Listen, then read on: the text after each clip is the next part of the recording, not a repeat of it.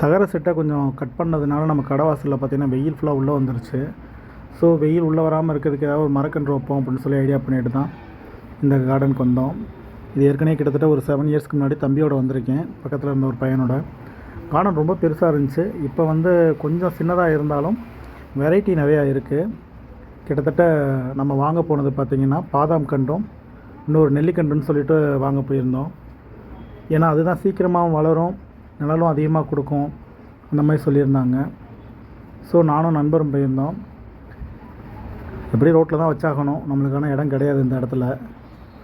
வாங்கியாச்சு. அப்படி உள்ள ஒரு ரவுண்டு போடணும்னு போட்டோம். ஏகப்பட்ட வெரைட்டி இருந்தது. எல்லாமே பார்க்க அழகாக இருக்குது, ஆனால் வாங்கி வைக்க இடம் தான் இல்லை. இந்த மாதிரி கார்டனுக்குள்ளே இருக்கும்போது அந்த கிளி சவுண்டு, குருவி சவுண்டு, அந்த மைனா சவுண்ட்லாம் கேட்க அவ்வளோ அழகாக இருக்குது. இந்த மாதிரி உலகமே பச்சை பசுமையாக இருந்துச்சுன்னா நல்லா இருந்திருக்கும். ஆனால் இப்போ ஒரு ஸ்டெப் வெளியில் வச்சா வெயில் பொழக்குது.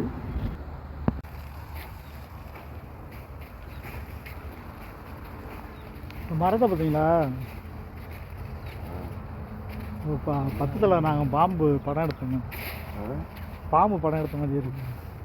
நைட்லாம் திடீர்னு வந்து புதுசாக பார்த்தா பயந்துருவானுங்க.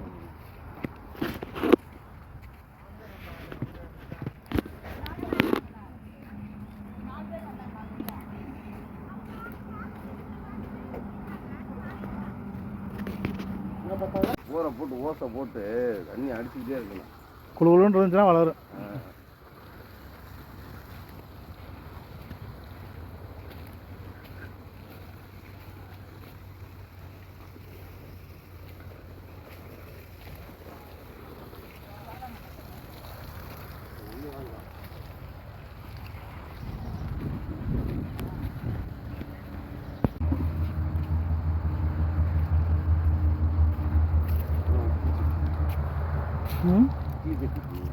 இட்லி சட்டி பூவா? ஆமாம், வேறு இட்லி பூங்க.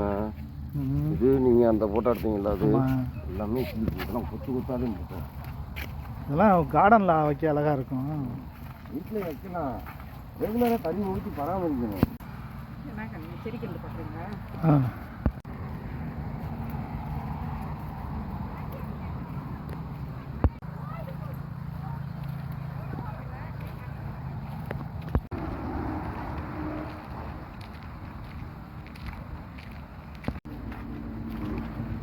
அப்புறம் அடிக்காமல்